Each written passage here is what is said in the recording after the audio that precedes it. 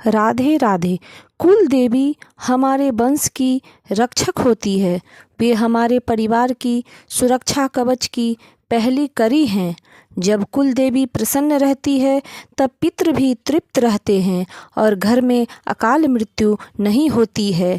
कुल देवी के प्रसन्न रहने से हमारे जीवन में अनेक प्रकार के लाभ होते हैं।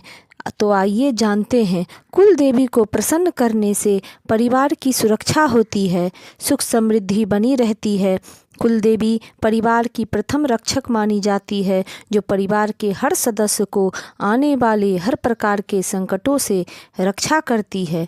जब कुल देवी प्रसन्न रहती है तो परिवार के सदस्यों की उन्नति होती है और घर में धन धान्य की कोई कमी नहीं रहती है। कुल देवी के प्रसन्न रहने से धन धान्य की वृद्धि होती है। कुल देवी जब प्रसन्न होती है तो घर में नकारात्मक ऊर्जा जैसे भूत प्रेत या बुरी शक्तियाँ घर में प्रवेश नहीं कर पाती है और चाहकर भी घर के सदस्यों का नुकसान नहीं पहुंचा पाती है। कुल देवी घर के सदस्य को अकाल मृत्यु या बड़ी बाधाओं से रक्षा करती है। कुल देवी जब प्रसन्न रहती है तो परिवार में रुके हुए कार्य पूरे हो जाते हैं और अटके हुए सारे काम बनने लग जाते हैं। स्वास्थ्य संबंधी परेशानियों का निवारण होता है और आरोग्य की प्राप्ति होती है। कुल देवी के प्रसन्न रहने पर वंश आगे बढ़ता है। जिस घर की कुल देवी प्रसन्न रहती है उस घर में वंश वृद्धि में कभी भी कमी नहीं आती। वंश वृद्धि कभी भी रुकती नहीं है।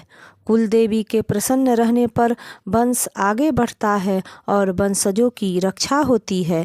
कुल में गुणवान और योग्य संतान का जन्म होता है। जब कुल देवी प्रसन्न रहती है तो उस घर के पूर्वजों का भी आशीर्वाद मिलता रहता है। इसलिए कुल देवी को प्रसन्न करना बहुत ही आवश्यक है।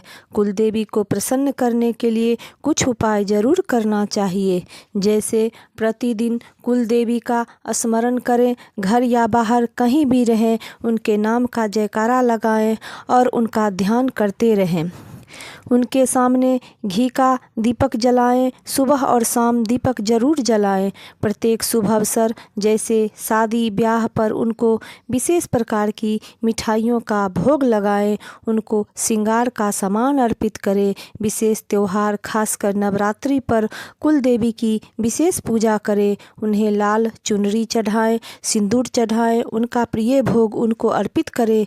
पान सुपारी नारियल आदि चढ़ाकर उनके सामने विनती करें।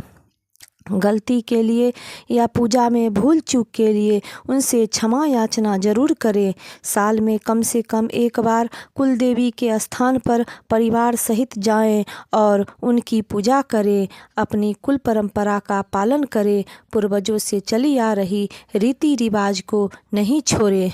ऐसा करने से कुल देवी प्रसन्न होती है और परिवार के सदस्यों पर अपनी कृपा का बरसात करती है। ऐसे में कुल देवी को प्रसन्न करना हमारे लिए बहुत ही आवश्यक है। कुल देवी के प्रसन्न रहने से तमाम प्रकार के कार्य बनने लगते हैं और घर में सुख शांति की वृद्धि होती है। अगर यह जानकारी आपको अच्छी लगे तो वीडियो को लाइक शेयर और सब्सक्राइब करें और कमेंट में राधे राधे जरूर लिखें।